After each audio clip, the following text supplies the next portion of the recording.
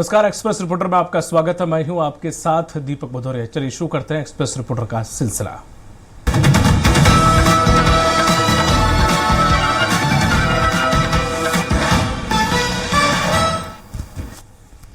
संविधान निर्माता बाबा भीमराव अंबेडकर को लेकर प्रदेश में शुरू हुई सियासत। ग्वालियर हाई कोर्ट खंडपीठ के सामने बाबा साहब की प्रतिमा लगाने को लेकर कांग्रेस पार्टी प्रदेश भर में करेगी जन जागरण अभियान। एक दिन का होगा उपवास। मध्य प्रदेश में एक बार फिर से बाबा भीमराव अंबेडकर को लेकर सियासत तेज हो गई है। कांग्रेस अध्यक्ष जीतू पटवारी ने आरोप लगाते हुए कहा है कि भाजपा और आरएसएस बाबा साहब का अपमान करने की साजिश रच रहे हैं। ग्वालियर में पोस्टर के माध्यम से यह प्रचार किया जा रहा है कि बाबा साहब संविधान के निर्माता नहीं थे। बाबा साहब और संविधान के सम्मान में कांग्रेस व्यापक जन जागरण अभियान चलाएगी। 23 जून को कांग्रेस घर घर जागरण अभियान चलाएगी। 24 जून को गरीब बस्तियों में संविधान पर चर्चा होगी और दलित वर्गों के घर में भोजन किया जाएगा। 25 जून को ग्वालियर में सभी वरिष्ठ नेता उपवास पर बैठेंगे। कांग्रेस पार्टी ने इस अभियान को व्यापक स्तर पर भुनाने का प्रयास शुरू कर दिया है। कांग्रेस का ये भी कहना है कि कांग्रेस पार्टी दलितों के सम्मान के लिए लगातार आगे खड़ी रहेगी और जितनी भी कोशिश होगी तो भारतीय जनता पार्टी के मंसूबों को नाकाम करने का प्रयास किया जाएगा। वहीं भारतीय जनता पार्टी के प्रदेश मीडिया प्रभारी आशीष अग्रवाल ने कहा है कि जिस प्रकार से कांग्रेस पार्टी राजनीति कर रही है वो गलत है, क्योंकि कांग्रेस पार्टी को खुद बाबा साहब से माफी मांगनी चाहिए और पूरे दलित वर्ग से माफी मांगनी चाहिए, क्योंकि सबसे ज्यादा अगर संविधान का संशोधन किसी ने किया है वो है कांग्रेस पार्टी। कांग्रेस पार्टी का आरोप है कि भारतीय जनता पार्टी संविधान को और इतिहास को बदलने की कोशिश कर रही है, साथ में दलितों का विरोध कर रही है और यही कारण है कि कांग्रेस पार्टी जन जागरण अभियान चलाएगी जो 23 से 25 तारीख तक लगातार चलेगा। भोपाल से एक्सप्रेस रिपोर्टर के लिए संदीप मिश्रा। मध्य प्रदेश में 9 साल बाद अधिकारी कर्मचारियों के प्रमोशन का रास्ता साफ हो गया है। मुख्यमंत्री डॉक्टर मोहन यादव की कैबिनेट ने इस पर मोहर लगा दी है। डॉक्टर मोहन यादव की कैबिनेट बैठक आज वल्लभ भवन मंत्रालय में आयोजित की गई, जिसमें कर्मचारी हित में बड़ा फैसला लिया गया। 9 सालों के बाद कैबिनेट ने प्रमोशन नीति को मंजूरी दे दी है। इसको लेकर मंत्री कैलाश विजयवर्गीय ने कैबिनेट के फैसलों की जानकारी दी और कहा कि प्रमोशन नीति में आरक्षण का ध्यान रखा गया है। एससी के लिए 16% और एसटी के लिए 20% आरक्षण रहेगा।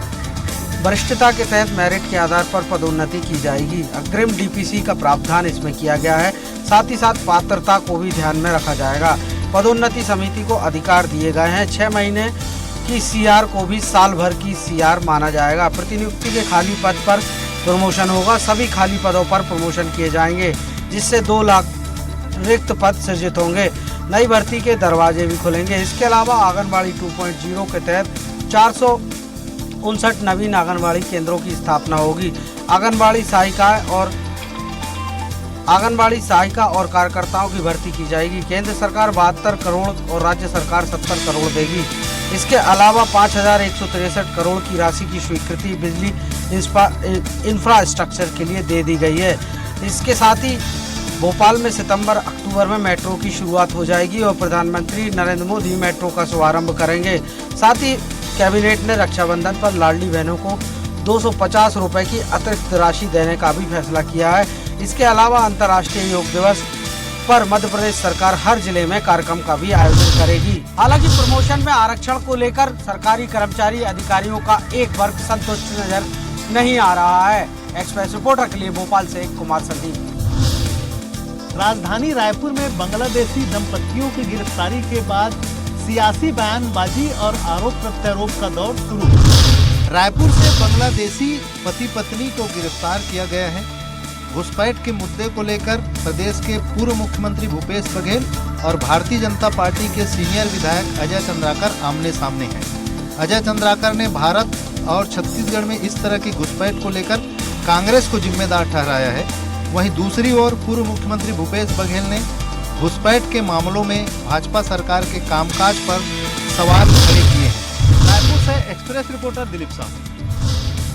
पंडित रविशंकर शुक्ल विश्वविद्यालय में परीक्षा के दौरान बार बार लापरवाही को लेकर एनएसयूआई के कार्यकर्ताओं ने आज मोर्चा खोल दिया है। रायपुर में परीक्षाओं के दौरान बार बार हो रही गंभीर लापरवाही के खिलाफ आज एनएसयूआई के कार्यकर्ताओं ने प्रतीकात्मक रूप से सद्बुद्धि यज्ञ कर प्रशासन को घेरा है। विश्वविद्यालय प्रशासनिक भवन के सामने कार्यकर्ताओं ने यज्ञ कुंड बनाया और कुंड बनाकर प्रदर्शन के रूप में सद्बुद्धि यज्ञ भी किया है। इसमें बड़ी संख्या में एनएसयूआई के कार्यकर्ता शामिल हुए। बता दें कि 16 जून को यानी कल बीवोक की परीक्षा में छात्रों को गलत प्रश्न पत्र दे दिया।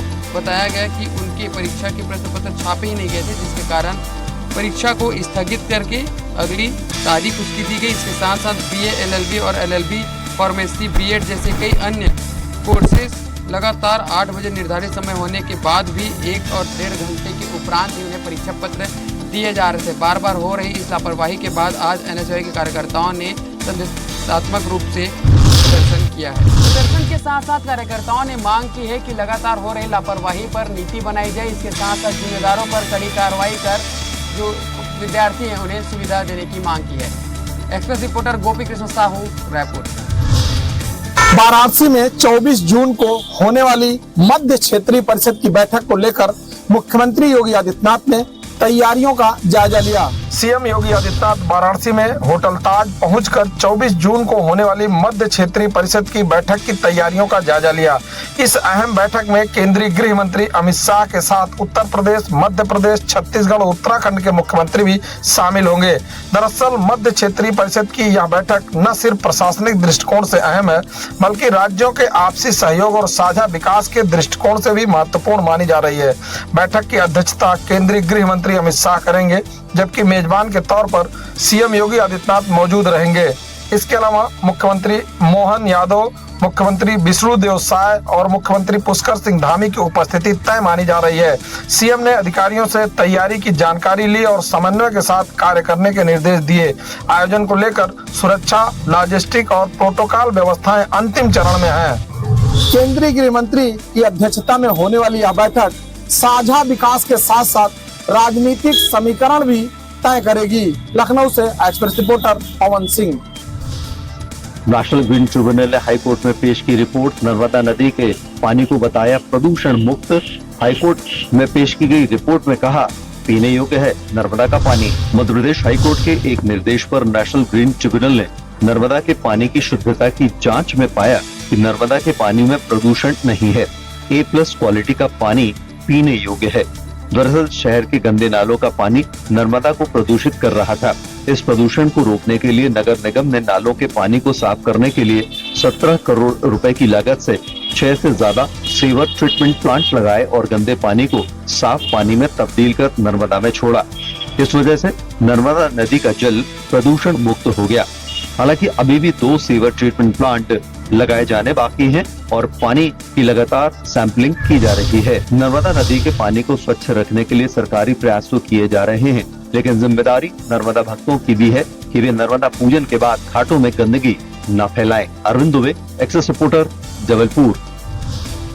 ग्वालियर शहर जिला कांग्रेस कमेटी के नए अध्यक्ष की प्रक्रियाएं अब तेज हो गई हैं। इसके लिए आज एआईसीसी पर्यवेक्षक बजरंग पुनिया ग्वालियर पहुंचे। इस मौके पर बजरंग पुनिया ने कहा कि इस बार किसी भी तरह की कोई सिफारिश नहीं चलेगी। जो पार्टी ने मानक तय की है उस आधार पर अध्यक्ष तय होगा। इसमें किसी भी तरह का ना तो कोई बाहुबल होगा और न ही कोई बड़ा आदमी होगा। सब कुछ निष्पक्षता के साथ तय किया जाएगा। उन्होंने बताया कि प्रत्येक जिले में 3 पीसीसी सदस्यों की 4 सदस्यीय टीम गठित की गई है। ये टीम प्रत्येक जिले में न्यूनतम 7 दिन रहेगी और संवाद कार्यक्रम आयोजित करेगी। इसके आधार पर 6 नामों की अनुशंसा की जाएगी, जिसमें से जिला अध्यक्ष का चयन होगा। इस अभियान के माध्यम से जिला अध्यक्षों की क्षमता का आकलन भी किया जाएगा। इस दौरान बजरंग पुनिया ने कार्यकर्ताओं से चर्चा करने के साथ साथ पार्टी के वरिष्ठ नेताओं से भी अध्यक्ष को लेकर राय शुमारी की। ग्वालियर से express reporter Vinod Sharma. Minimum में कहे जाने वाले इंदौर शहर में बदमाश लगातार पुलिस को मुंह चिढ़ाते हुए नजर आ रहे हैं। इंदौर के परदेसीपुरा थाना क्षेत्र में एक युवक के घर बदमाशों ने पेट्रोल बम से हमला कर दिया। इंदौर के परदेसीपुरा इलाके में निगरानी शुदा बदमाश लोकेश खोपड़े के घर पेट्रोल बम फेंकने का मामला सामने आया है। 2 अज्ञात युवक बाइक से आए और पेट्रोल बम फेंककर फरार हो गए। घटना 13 जून की है, जिसका वीडियो सोशल मीडिया पर अब वायरल हुआ है। लोकेश ने थाने पहुंचकर पुलिस को हमले की जानकारी दी। पहले तो पुलिस नहीं मान रही थी, पर TIRT कानवा द्वारा तफ्तीश कराने के दौरान CCTV फुटेज सामने आने के बाद जांच शुरू कर दी। CCTV फुटेज में दिखाई दे रहा है कि 2 बाइक सवार आते हैं और लोकेश के घर के बाहर पेट्रोल बम फेंकते हैं। परदेसीपुरा पुलिस ने लोकेश से लिखित आवेदन लिया है।